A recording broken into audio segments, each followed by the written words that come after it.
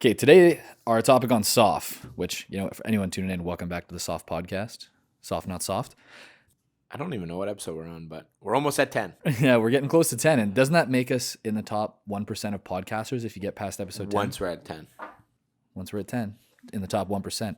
So today we're going to be talking about recessions. So this is something that I know a little bit about, but I've never looked into too much, being someone that's not as into economics. But you guys, from my understanding, are pretty into like the business economic world and have quite a bit to say about this because people are apparently freaking out that we're going to go into a recession. Is that accurate? Yeah, people are, well, I'd say like people are like, they're not freaking out yet, but it's like a very pessimistic view from a lot of people. And I think a lot of it right now is the function of social media.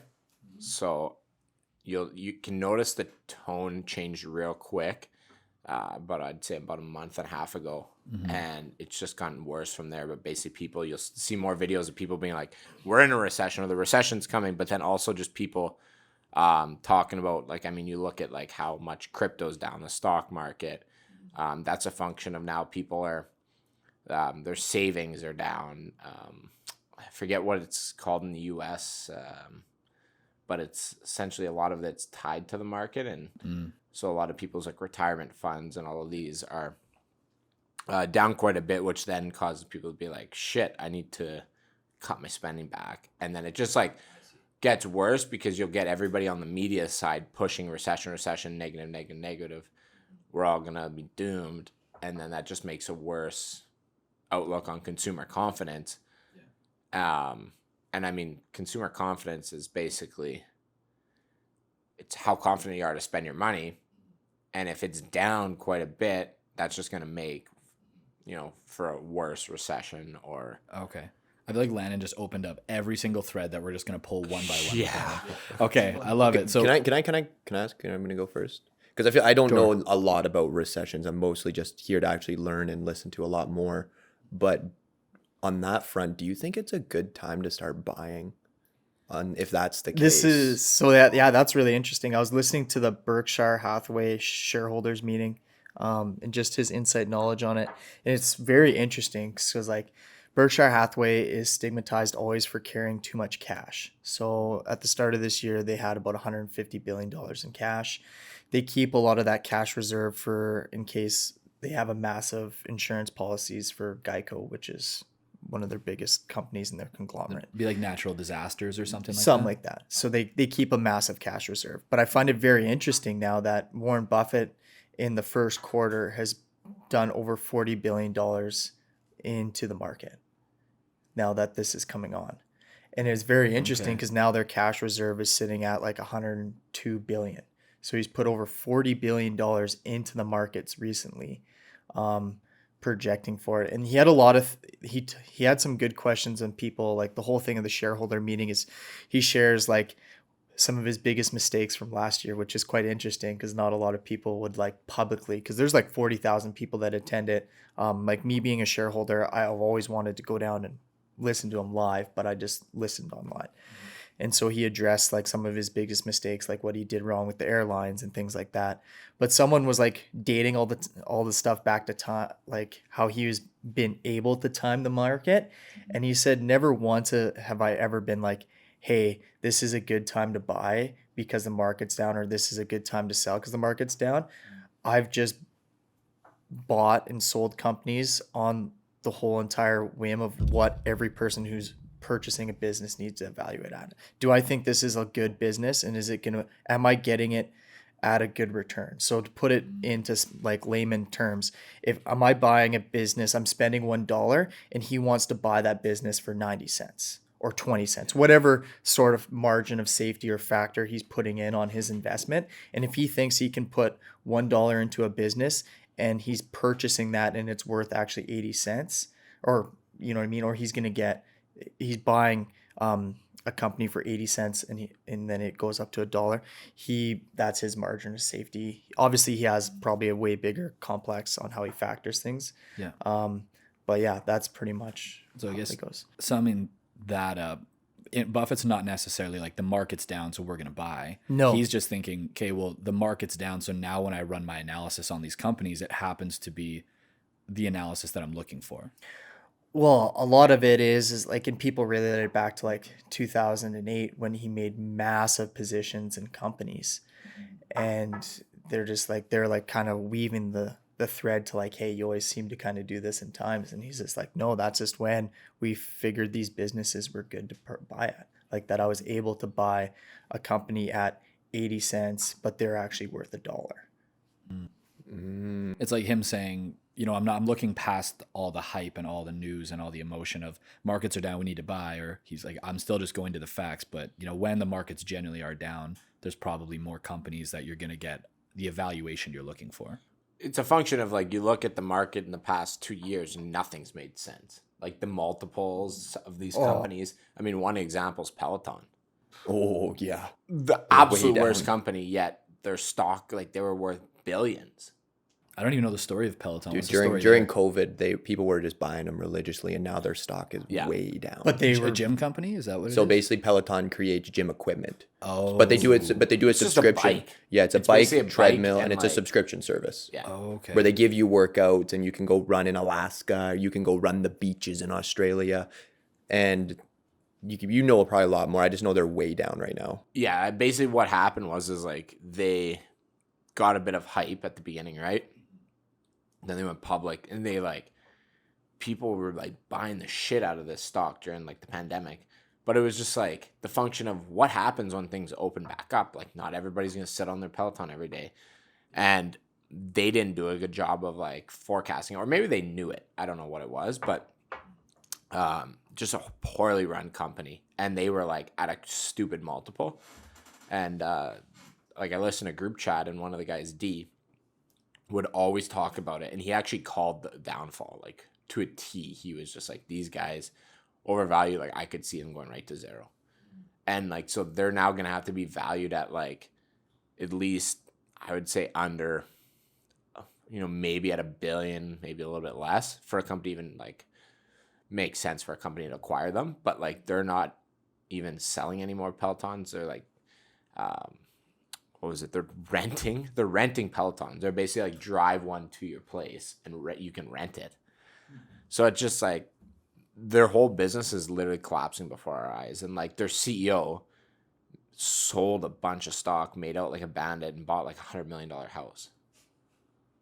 Yeah, it sounds like a terribly run company. Yeah, so he should. Captain's He should not going down with his ship on this. No, one. he just like, see you later. Took his paycheck. But getting back to the purchasing of businesses, I actually think, just like I was doing some research, and I think the next few years, or at least in the next year and a half, will be one of the best times to buy direct-to-consumer companies. So I like was doing a bunch of research on like direct-to-consumer holding companies that do roll-ups, and they'll purchase a bunch of them at a time. But like when you look at the market right now for direct-to-consumer, like they're already getting pretty, they're getting, I shouldn't say wiped out, but they're getting beat up by like the cost of acquisition, right? So customer acquisition cost. And with this recession, it's only going to get worse. And I think a lot of them have raised a bunch of money. They have a huge burn rate.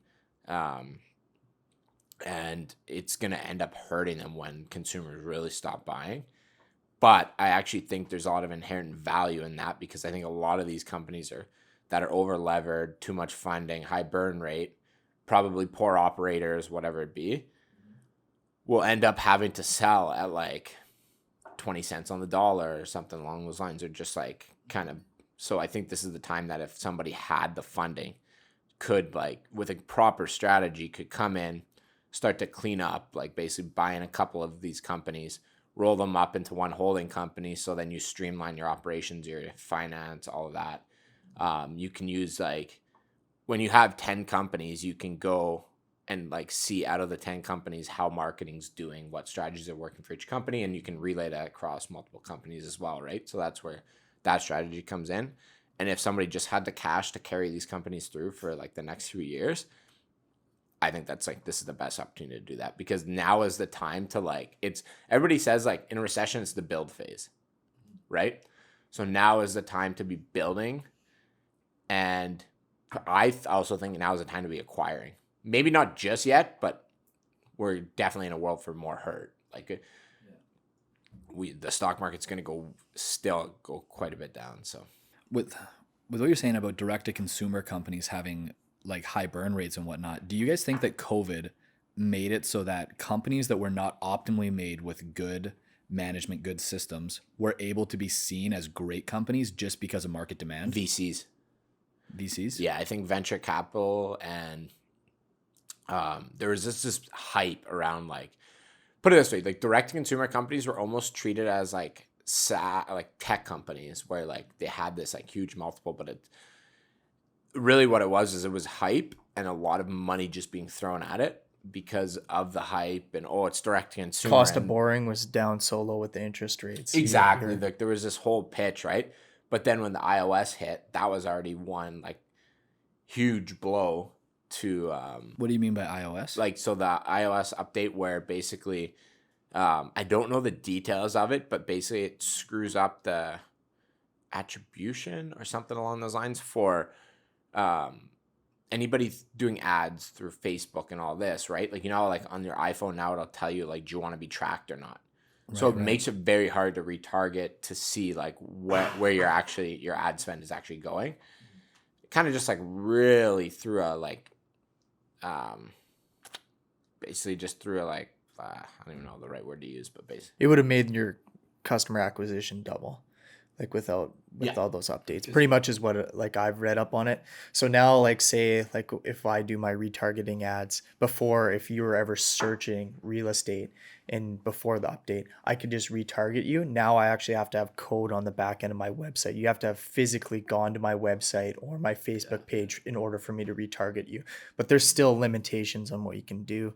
I think one thing that I didn't put as much weight on as I do now is like the consumer confidence in the market.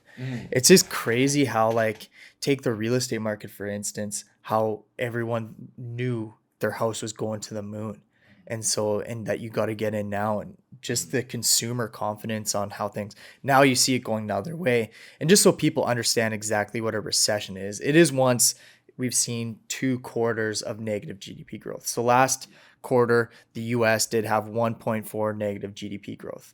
And here's the thing, like, we're in Canada, a lot of other countries think we pay a big factor in it. The US dominates the economy. They make up 24% of the GDP growth all across the world. China has been outperforming them in terms of how much they've gone up in GDP growth the last, I don't want to misquote this, but say 8 to 10 years.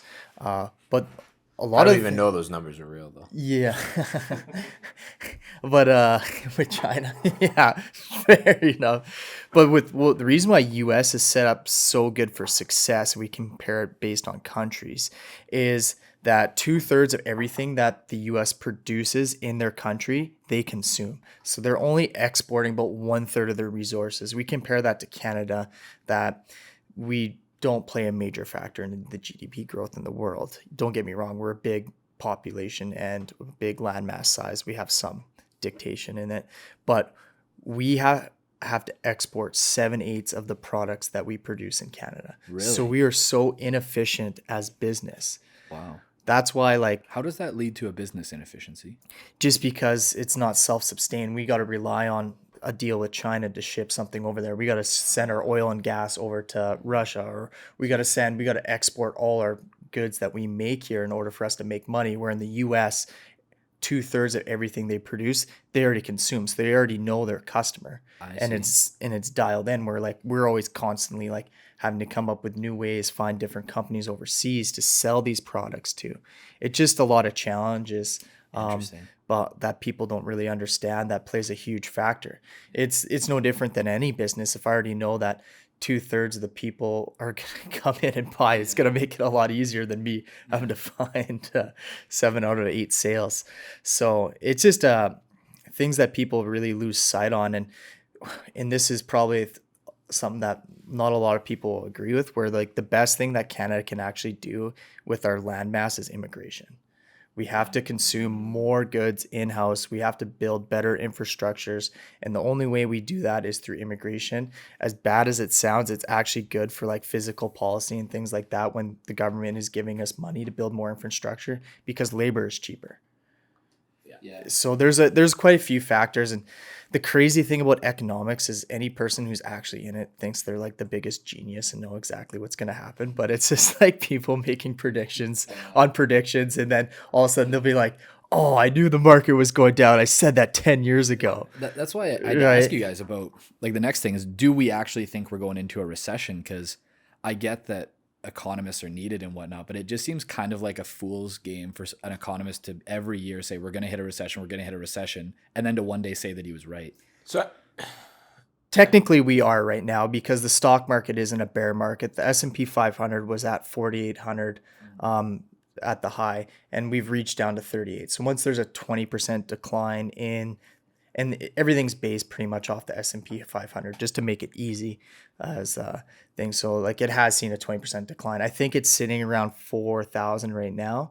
But we are creeping into not as favorable economic times. But you have to realize how good the last 2 years have been for people. Like something was bound to happen, right? Like you can't see real estate prices go up 28% all across the globe last year. Like it's crazy. Just in Canada alone over the last 20 years, it's 375% is how much real estate's gone up. And you know what I mean? You factor in like the 2008 crisis, which didn't affect Canada as much, but like, hey, like we were on a trajectory that wasn't sustainable. Yeah. The problem with the 2008 too is I don't think Canadians were hurt as bad as they should have been, maybe, because it basically, they didn't cut back on their debt. They just kept piling on more debt because they didn't feel the world of hurt that the U.S. did in 2008, which then comes down to just like a consumer mindset. But I think when you're talking about are we going into a recession? Yeah, we technically probably are. One thing I think is that everything seems to happen quicker now. The crash happens quicker, right? Like because of social media, because of technology, AI, like things will crash a lot quicker, but then they'll hit a certain point and they'll go up a lot quicker. So I think we might see a recession, or we will see a recession, I believe. I think we are in a recession, but I could also see December or even like, let's say February 2023, boom, everything's roaring again. So as entrepreneurs, like let's just say we're going into a recession. How do you guys think we should perceive it? Or like for the listeners that are listening, maybe they're entrepreneurs, they want to start businesses, they want to invest, maybe they're worried and fearful about their money. What can they do? What do you recommend? I have a list that I pulled from a guy I saw on Twitter, which was, I thought, pretty informational. It was basically saying how to prepare for a recession. Okay. And a few good points he had. So assume you're getting laid off. Most likely you aren't, but go in the mindset that you are getting laid off, because then it will change your focus on maybe you cut back on your spending a bit, you stay a little bit more cash flush, and you keep an eye out to take advantage of certain investment opportunities if you have the cash available. Before you move onto the next one, that's a good way too to change your emotional state to create new change. Like we don't really like change our behaviors with rational thought. We change it based on emotion. And if you are just going to tell yourself like, I'm going to get laid off, and it creates that fear, you're going to like act differently. You're going to behave differently. So that's, even if you're not going to, that's a really good way to just actually create those behaviors that are going to prepare you. Absolutely. The next one was build connections. So go like meet 2 people for a coffee a week and, see what they're doing, what's exciting, what they're working on, see if you can help. Because this, in a recession, is the build phase of things. This is honestly the biggest opportunity to actually gain wealth. So it's like, take advantage of it, meet new people, see where you can find the opportunity. Another was like, launch a side hustle, or a little bit of a, launch a business that's going to make you an extra $1,000 or $2,000 a month. That will help a lot during these times. And honestly, it's not that, I shouldn't say it's not that hard. It is hard, but just find people's problems during the recession. They will pay you to solve them. That's what I was actually So people always pay to solve a pain point. It's just the pain's got to be bad enough. And during a recession, there's a fuckload of pain. So now is the opportunity to actually find problems where there's a lot of pain and just solve those problems. And that's where you'll get rewarded. I really like that outlook, is how you were saying you never gave as much weight to consumer confidence. I felt like I never gave as much weight in business to the environmental factors. And that's what I would consider an environmental factor. Like what is going on in the world right now and the problems that the current culture and people have are your newest opportunities. This is essentially how business evolves. Like to give an example, I don't think it's a coincidence that when Black Lives Matters became a big thing and race became a really big cultural talking point, a lot of the best sellers of that year were all on racism in books. Like when you go to the bookstore, it was like White Fragility, like all of those were the biggest best sellers. That's an example of how the environment changed and that created a business opportunity to like write books on that particular topic that people are interested in. They're like, this is a problem we need to solve. Experts step up and say, now's the opportunity to actually get this problem solved. Yeah. So you make a good point that we should be continuously watching the environment. What are the pain points of people and how do we solve those pain points? Yeah. That was going to be my only point, is just find a way to make more money. And it doesn't have to be as complex as you can. I used to be a big believer in like budgeting, cutting back, which yeah, it's important. But if you can find a way to make more money, that's a better safety net, because like no one truly likes cutting back unless you have to, like say all of a sudden you lose your job. Yes, please cut back. Don't be still spending the same amount of money. But if you could find a way to make more money, and Landon brings up the single best point on how to do that is identify a pain point. And that's just like the luck factor in business, where some of these people have been building a business, they're scraping by for 10 years. Then all of a sudden, every person in the world needs to wear a mask every day. And all these companies got all the masks. It's like, this is what we've been waiting for business for how long, right?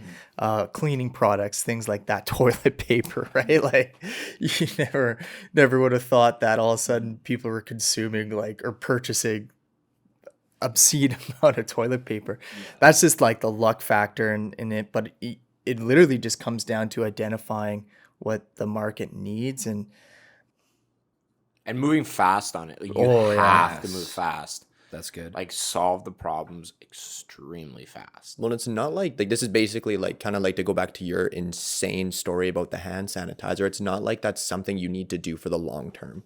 This could literally just be a short-term play that you do for a couple of years and then you move on to something else.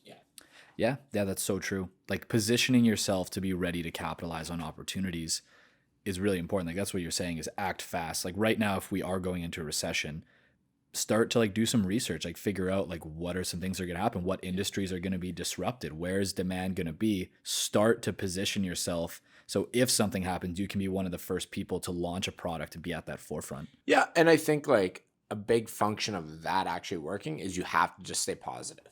You have to view this as an opportunity, not, a setback. Yeah. So if I was just going to say, so like when you are looking to solve these problems, you can look from two views, a very negative point of view, which you're probably never going to solve the problem if you're from a negative point of view. And that's why a lot of people have a tough time solving their problems. Or you come in from the opportunistic positive point of view. And that's when you're going to actually solve the problem, because that's when you're going to notice certain things that they don't notice. That you're like, oh, I could do this to solve this and fix that. And they'll probably pay me for that. Do you mind if I add something real quick to that? Do you guys think that the difference in mindset is if a person is willing to change their current plan and their current behaviors? That's what you just made me think about is you're talking about setbacks, right? So let's say that I'm like, okay, I'm going to grow a business around selling bikes. COVID hits. Business is booming. You're like, this is awesome. Recession hits, business completely falters. And all of a sudden you're like, I just got screwed. Like this is the worst thing ever. Well, isn't it only the worst thing ever if you're not willing to adapt to the change and pivot? Like, wouldn't that be one of the biggest differences in the way you view it is, do you want to be able to continue to do what you've always done? Or are you willing to do something new to capitalize on the new environment and opportunities? I do agree with that. I just think a function of it too is like a lot of people that maybe are stuck in a problem are still bogged down by everything else going on around that problem or that's associated with that problem. Whereas another person coming in looking from the outside into a problem is only viewing the problem itself and not seeing every other part that person has to deal with. Right. So I do agree to a degree, but I also think it's just a function of when you're coming from the outside looking in, you're just focused on that sole problem. Yeah. It makes it easier to fix it. Yeah, that's a really good point. Mm-hmm. Even just think about how much more well-rounded you're going to be as an entrepreneur. It's on my read list. It's called Range. I don't know if you've read it or not. Yeah, by Epstein. Yeah, about just like don't just specialize right away. Like actually like expand your knowledge in a different way. They talk about it in young athletes. When should you specialize in a sport? Well, if your business is, we'll say X, but then there's this recession that comes on and you're going to learn all these new skills and learn about new ways to actually expand your business. It's only going to make you bigger and better in the long run. Dude, I like linking that to the one you're currently reading, The Art of Impossible. Well, that's made me think, but literally just read about it, about specialization. When he talks about how of all the things that like you're interested in, know the 20% that gets you 80% of the results. And then the things that you're super interested in, know it down to like the most minute detail, but understand that it's impossible to know everything at like such a deep level. So you got to pick, like, this is the one thing I'm going to know deeply. Everything else, I'm going to focus on the 20% that gets me 80% and then delegate.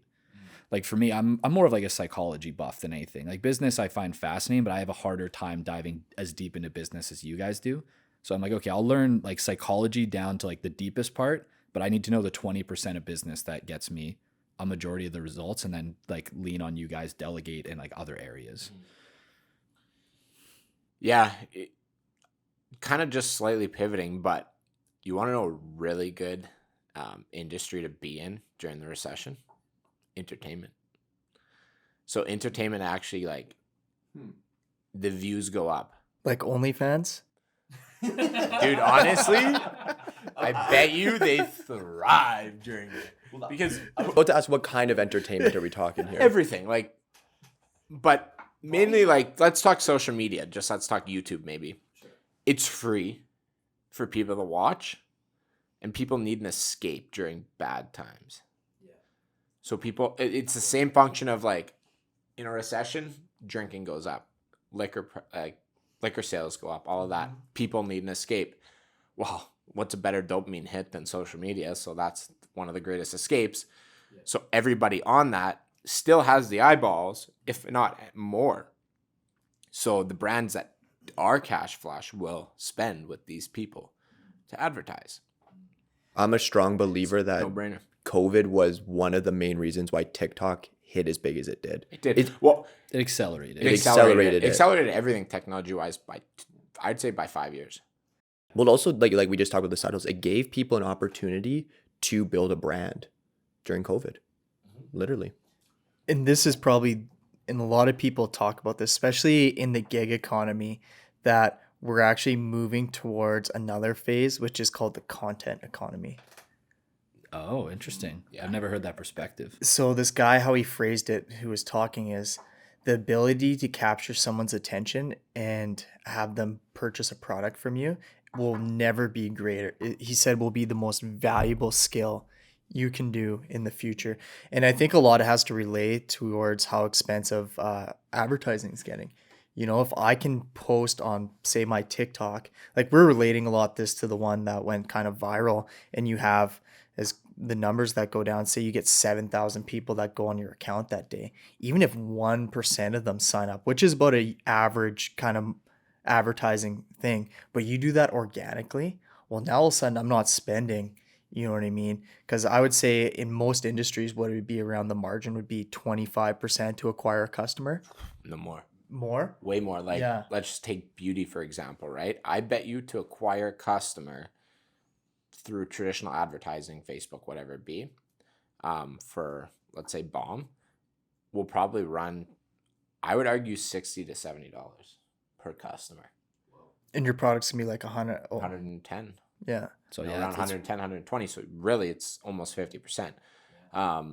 But here's just an interesting thing to add on to that, because I've been looking into this pretty heavily, is like a lot of companies that were heavily online direct consumer are actually wanting omni-channel presence.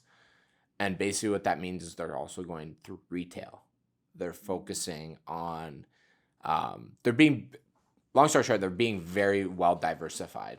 And I actually think, like, adding, just going back to that like whole direct consumer roll-ups, if companies were smart right now, they would find that companies that were just direct to consumer getting just crushed by acquisition cost.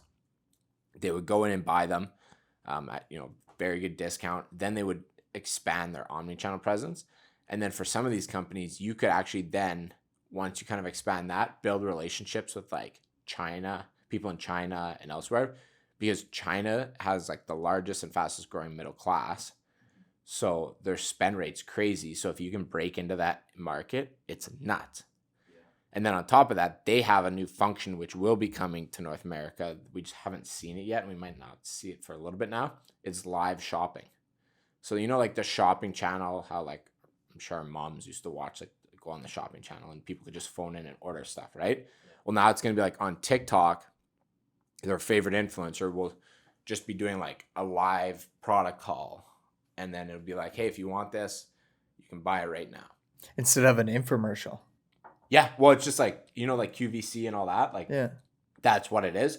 And the crazy part in China right now, the number one growth factor is live shopping. And there's literal dedicated influencers. That's all they do all day.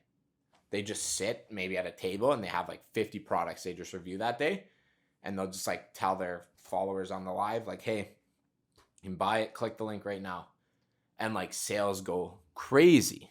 Wasn't there, I don't have the exact numbers on this one. I heard there was a China-based influencer that just cracked like 1.3 billion or something doing TikTok sales or something like that. Like I seen it in a headline and I read a little bit of it. Research that. Well, yeah, this needs to be fact checked. I can't remember for sure, but it was something like some China-based TikTok like influencer actually cracked like over 1 billion in sales. Mm-hmm. Like I don't know what the margins were on the products or anything, but that's absolutely insane. If that's true, of course. We're gonna have to fact check that. So anyone listening to this, like fact check that one, do your own research. But I wouldn't be surprised. Yeah, like going back to your point there, it's literally just crazy how we're evolving, and you gotta find something that's an opportunity. Yeah. But the best way to go about it is the ability to capture people's attention. Yeah. And it's crazy because no longer do you actually have to be like, and this goes against probably everything I'm about, truly understanding what you're like selling. You just need to be able to capture attention, have a good offer. Yeah. Like a lot of those people, you do not actually have to know your product inside and out. Like say back in the day, like if you were a cabinet maker or something, you would have had to know every detail about what type of wood, everything like that. You could go on TikTok now, showcase your room, and boom.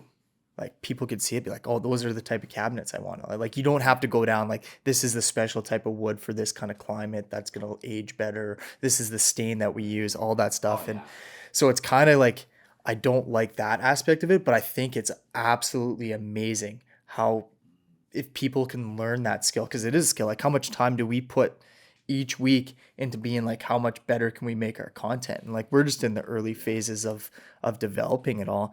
And it is a skill, right? Oh, like, yeah. You know, you can't knock them for whatever it is. And a lot of the times it's maybe factors like they're good looking or they're like whatever that, but hey, that's the world. Like they're using what they're dealt with, right? It's like we talked about with like Logan Paul, even like with his impulsive and all that, like people see him just as an entertainer, but they like his skill set for like understanding like audience retention, understanding his audience and what makes good and just being what makes a good entertainer.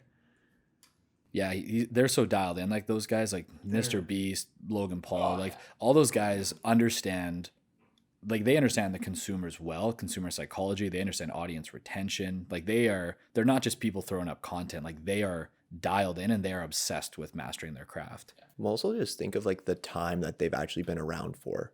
Dude, they were like, well, maybe not Mr. Beast, but like he was in like the beginning of streaming, like being a Call of Duty streamer. Or Logan Paul, like he was like one of the first Viners. Yeah. Big name Viners, right? So like they've been doing it for probably like close to 10 years now. I think the Nelk boy said he'd been making videos for 12 years. 12 years. Logan Paul, I'm pretty sure posted his like first YouTube video was like 2008. Yeah. Like he was like early, like he was earlier than I thought he was on YouTube. So like just talk about the 10,000 hour rule. Like, man, they've done it.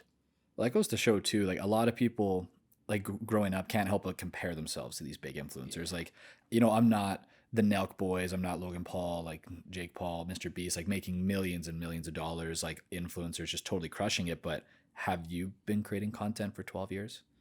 Like even us, like it's hard not to get down on myself sometimes when we have like a week where like my last week on Twitter, I just got annihilated. I was like, oh damn, I was making like so much progress and I took so many, you could say steps back in terms of like my engagement and my growth, but I've only been on Twitter for I think 4 months maybe. So it's I try not to get too down on myself and be like, it's not like I've been doing this stuff for years and years and have it dialed in. Like there's a big learning process with content creation. It's its own beast. Oh yeah. I think even just to go back to Landon's, like actually that list is very good. It's even if you do create that side hustle during this time and it doesn't work, that's okay. Just find something else to do. There's so many opportunities out there. You may not gain money from it. You'll gain a skill set from it. There's always something to take away from it. Man, I remember we talk about the guy that started Starbucks. You might know, is it Howard Schultz? Is that right? How old was he when he started Starbucks? Oh, he was older.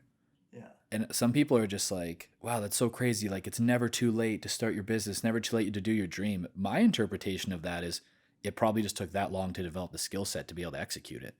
Oh yeah, Like, he had like definitely tasked a lot of like kind of like shitty jobs and things that he didn't want to be doing.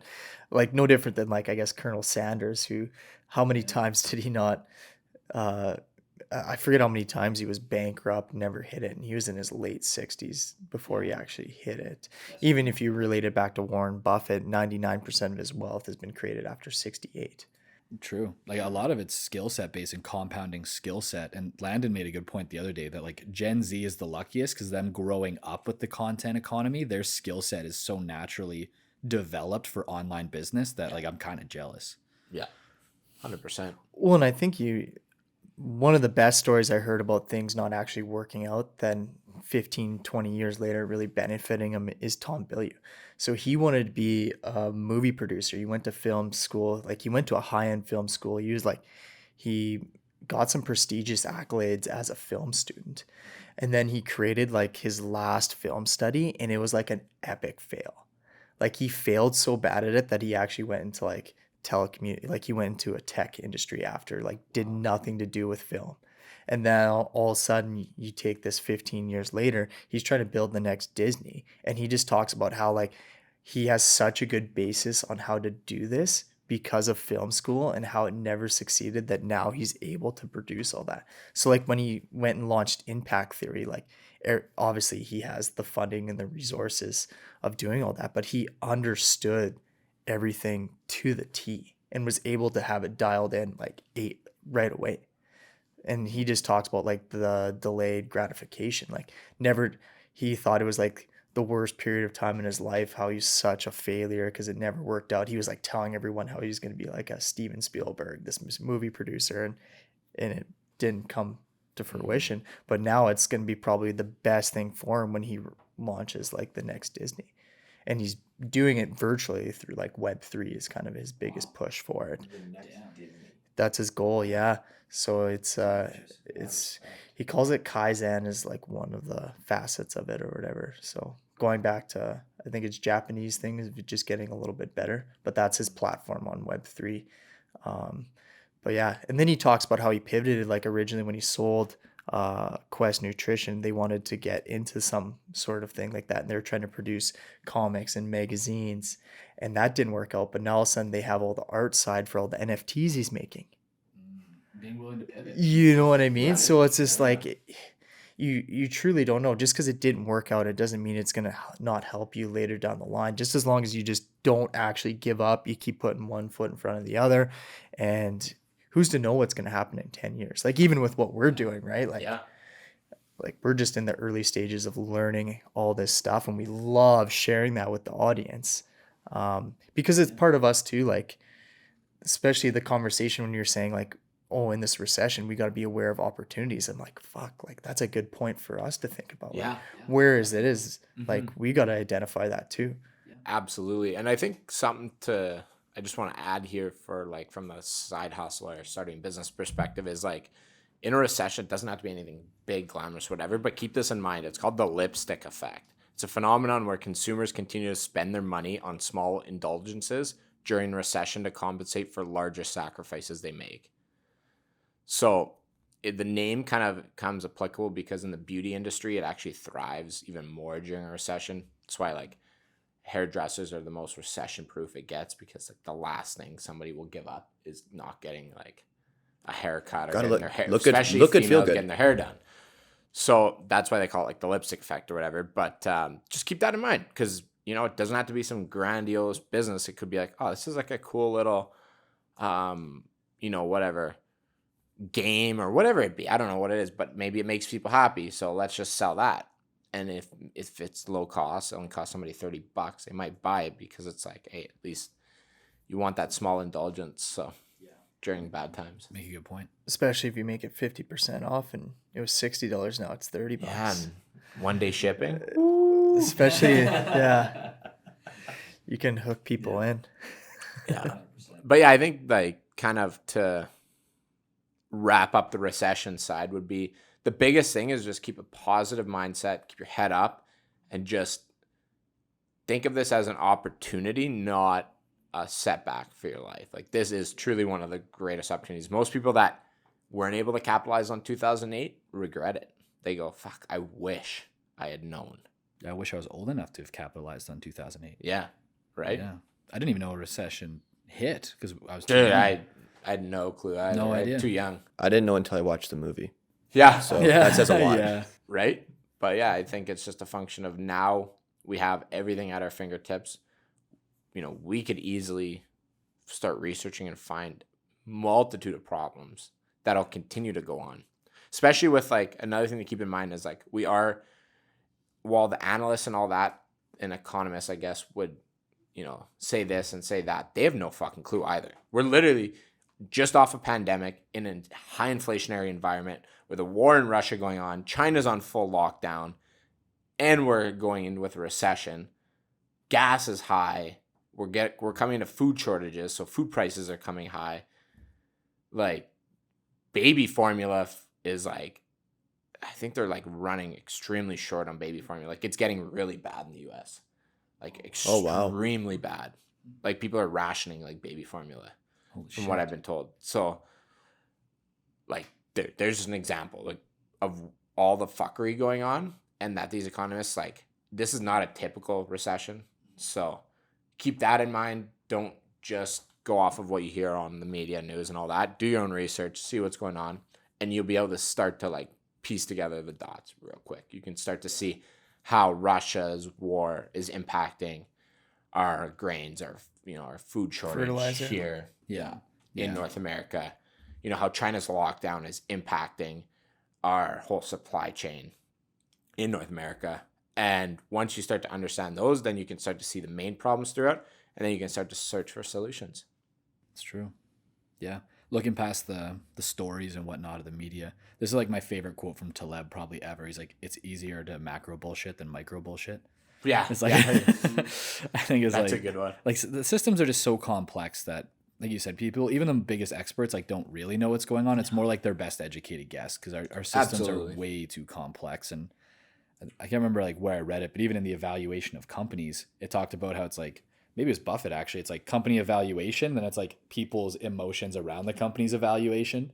And it just shows like, you know, the stories all like line stuff up here, and then people get really emotional and think it's worth this, and then they have less confidence, like the consumer confidence, like ebb and flowing it. But you always want to do your own research and try to figure out like, okay, what's story and what's useful. Absolutely. Well, should we just end it at that then, guys? Yeah, I thought that was really I good. think that was good. Yeah, was fuck really yeah. good. Call it at that. Awesome. We're going to have a bunch of people kicking ass in the next recession. Fucking right. All right, cool. See you next week, guys.